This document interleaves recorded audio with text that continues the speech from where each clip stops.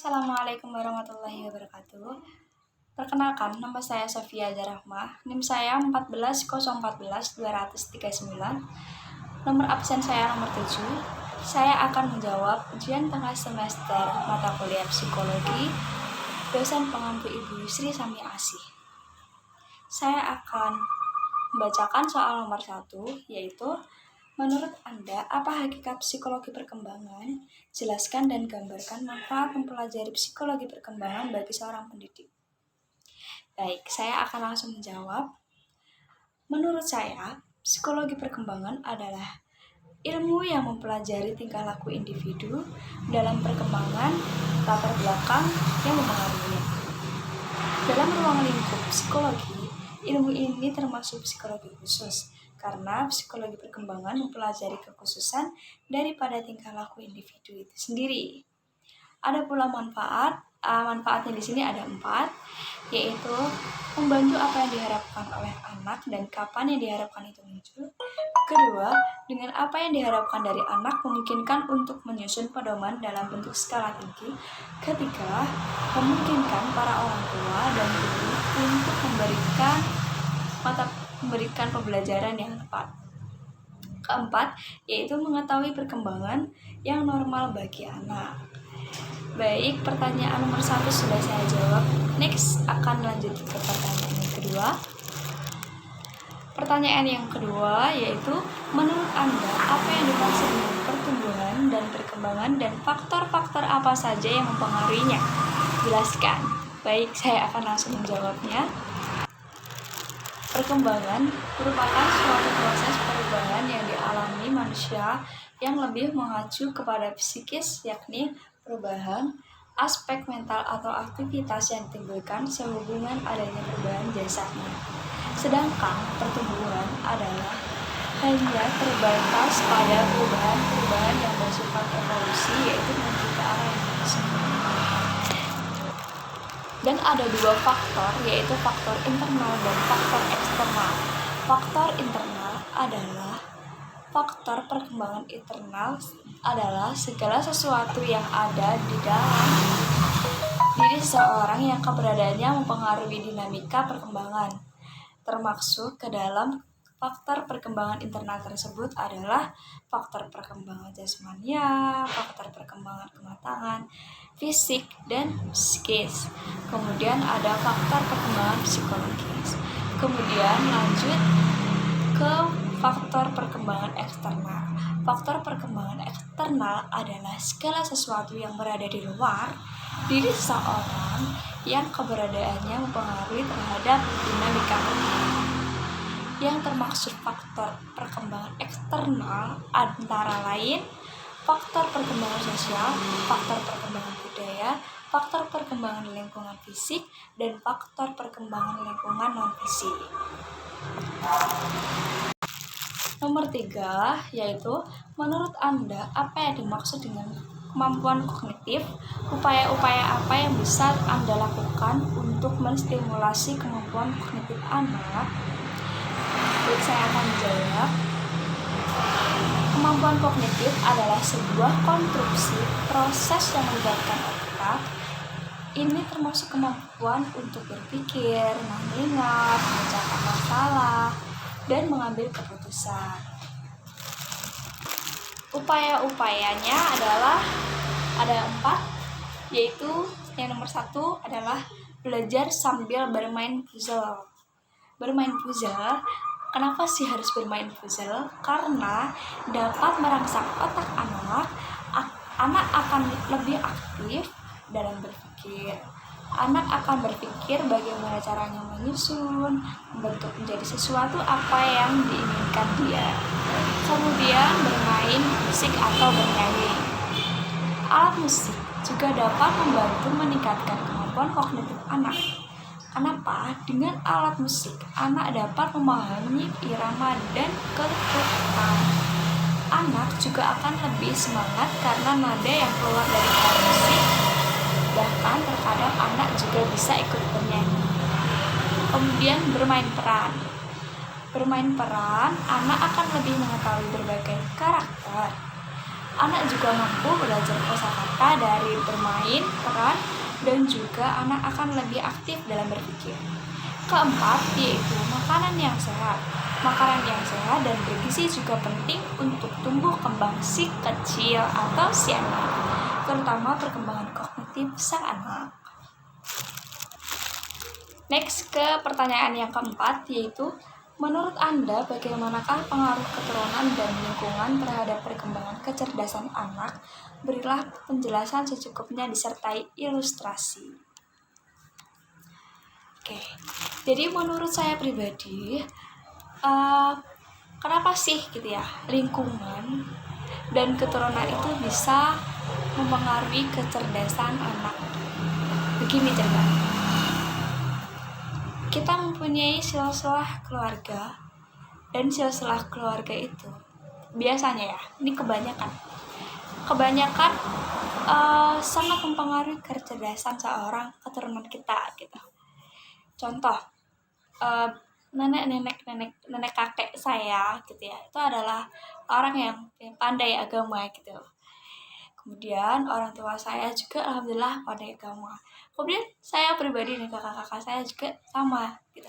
Jadi menurut saya, apa sih faktornya kok bisa gitu keturunan itu bisa mempengaruhi kecerdasan seorang anak? Karena seorang anak itu akan mengikuti jejak orang tuanya. Apabila orang tuanya itu pandai, insya Allah anak pasti juga akan mengikuti tingkah laku yang baik dari seorang orang tua. Dan apa sih ya, kenapa lingkungan juga bisa mempengaruhi kecerdasan seorang anak? Begini, ini adalah ilustrasinya. Jadi kita ibaratkan seperti ini. Kita mempunyai teman, dan teman kita itu mempunyai toko parfum. Nah, kita main nih di tempat toko parfumnya teman kita. Otomatis walaupun kita nggak pakai parfum, pasti kita akan terbau wangi karena kita kumpul-kumpul dengan orang yang penjual parfum. Nah, sama halnya seperti itu. Jadi seorang anak itu pasti kan punya teman ya. Kalau teman-temannya itu adalah orang yang pintar, orang yang cerdas, orang yang sopan, orang yang baik-baik lah pokoknya. Si anak itu ya itu pasti akan satu jalur dengan teman-temannya, atau akan mengikuti jejak teman-temannya yang baik. Dan sebaliknya, kalau semisal kita kumpul-kumpul sama orang yang kurang baik, kita pasti akan pelan-pelan akan terjerumus ke dalam masalah mereka, sehingga kita itu akan menjadi seorang yang malas, tidak cerdas, dan lain-lain. Seperti itu. Kita akan next pertanyaan yang kelima. Nomor 5, yaitu menurut Anda mengapa ada anak yang tampak lancar berbahasa dan yang mengalami hambatan berbahasa? Alternatif apa saja yang bisa dilakukan sebagai usaha mengatasinya? Jadi begini, ada anak yang lancar berbahasanya dari kecil, ya sudah lancar berbahasa. Ada juga yang sudah besar gak lancar berbahasanya gitu ya. Jadi ada dua faktor, menurut saya ada dua faktor, yaitu faktor orang tua atau faktor keluarga, kedua faktor lingkungan. Kenapa? Karena dua faktor itu tuh sangat penting bagi seorang anak, apalagi anak yang kecil ya, anak kecil yang belum bisa ngomong gitu. Jadi kenapa sih orang tua itu adalah faktor yang paling utama? Karena seorang orang tua itu biasanya ketika anak itu diajak jalan-jalan nih gitu, diajak jalan-jalan ke keliling-keliling komplek gitu kan dia akan melihat bir, motor, apalagi taksi dan lain-lain, atau ada lihat hewan-hewan, pokoknya benda-benda yang menarik yang sampai anak tuh bilang, mama, mama, mama, misal seperti itu. Jadi gini, seorang orang tua itu mungkin ada yang paham dan tidak paham untuk mengajarkan berbahasa yang baik dan benar baik untuk seorang anak. Contohnya seperti ini. Nak, ada obil nak. Nah, itu tuh sebenarnya obil itu sebenarnya nggak benar. Ya, nanti apalagi tuh anak ya. Anak itu memorinya jauh lebih kuat daripada kita nih yang udah tua ya. Yang sudah tua itu kurang baik gitu. Jadi kita baiknya itu gimana sih gitu. Baiknya kita harus mempelajari atau mengajarkan anak untuk berbicara dengan benar. Nak, itu ada mobil. Nak, itu ada motor, nak. Motor kan otol atau ngengeng gitu ya. Itu salah sebenarnya. Nak, itu ada kucing, jangan bilang meong. Nah, kadang tuh orang tua tuh sepele itu gitu loh. Kadang orang tua sangat menyalahkan, kenapa ya anak saya kok nggak bisa ngomong dengan benar, padahal sebenarnya itu tuh didikan dia sendiri gitu. Oke. Kemudian kita lanjut ke faktor lingkungan. Faktor lingkungan itu bisa juga adalah faktor yang sangat penting kenapa menyebabkan anak itu tidak lancar dalam berbahasa. Kenapa? Jadi begini, ada anak yang tidak nampak. Jadi gini, di dalam lingkungan keluarga atau lingkungan masyarakat itu kan watak orang-orang itu berbeda-beda. Ada yang misal kita nih di dalam keluarga atau orang tua kita sudah mendidik anak dengan benar. Ya, nak, ini adalah buku, coba dibaca buku gitu ya. Ketika anak kecil itu sedang bermain di luar atau sedang main di tetangga-tetangganya, itu mesti ada orang tua yang bilang, nak ambil ke ngeng-ngengan gitu, misal kayak gitu. Padahal nak ambilin motor-motoran di situ gitu. Nah, seorang anak kecil itu akan menyimpan memori yang berarti motor tuh adalah ngengeng. Nah, berarti yang benar ngengeng bukan motor. Seorang anak pasti akan memikirkan seperti itu. Begitu. Jadi kita harus, apalagi nih kita yang kelak akan menjadi seorang ibu bapak sebagai orang tua, kita harus memilih pasangan yang baik, kemudian lingkungan yang baik agar anak kita menjadi anak yang baik. Begitu. Kita akan lanjut ke pertanyaan yang terakhir. Oke. Menurut Anda, apa pengertian emosi dan bagaimana proses perkembangan emosi anak berlangsung?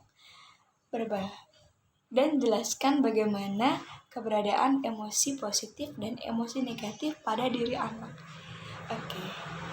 Jadi pengertian emosi adalah di mana seorang anak tidak bisa mengendalikan marah mereka terhadap sesuatu. Itu adalah pengertian emosi menurut saya.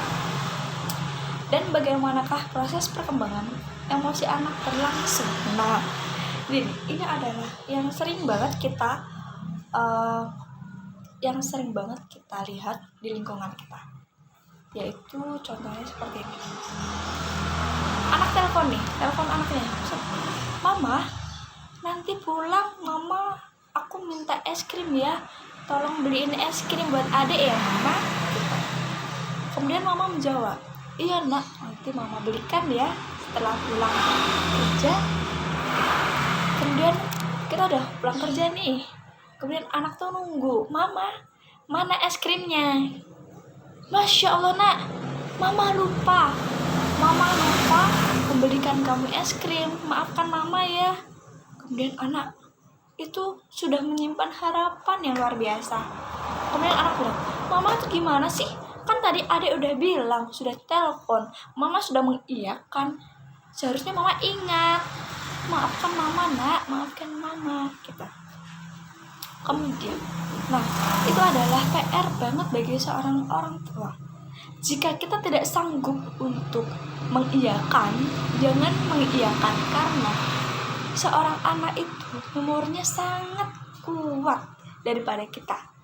Jadi alangkah lebih baiknya, oh iya nak, nanti ya insya Allah kalau semisal mama pulangnya gak kemalaman dan mama gak lupa ya nak. Nah itu adalah mungkin bisa mentoleransi gitu ya. Tapi kalau bilang iya nak, nanti mama belikan ya nak ya, kemudian kita pulang-pulang gak bawa apa-apa ya anak, kita pasti marah kan gitu. Kemudian, dan jelaskan bagaimana keberadaan emosi positif dan emosi negatif pada diri anak. Menurut saya, emosi positif anak itu seperti menegur orang tuanya melakukan kesalahan. Contoh, nak, orang tuanya nih nyuruh, nak sholat nak, kemudian orang tuanya nggak sholat. Anaknya, ketika anaknya sudah selesai sholat, mama sudah sholat belum?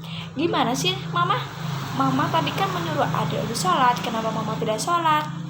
Nah itu adalah emosi positif menurut saya ya, buat orang tua, karena anak juga mengajak orang tuanya untuk sholat bersama gitu. Kemudian emosi negatif sudah saya jelaskan di tadi ya, bagaimana proses perkembangan emosi anak berlangsung. Jadi terima kasih, kurang lebih Sofia mohon maaf apabila saya kurang sempurna dalam menjelaskan. Saya mohon maaf ya sebesar-besarnya. Kurang lebihnya mohon maaf. Wabillahi taufiq wal hidayah. Wassalamualaikum warahmatullahi wabarakatuh. Dadah. Terima kasih Bu Sami.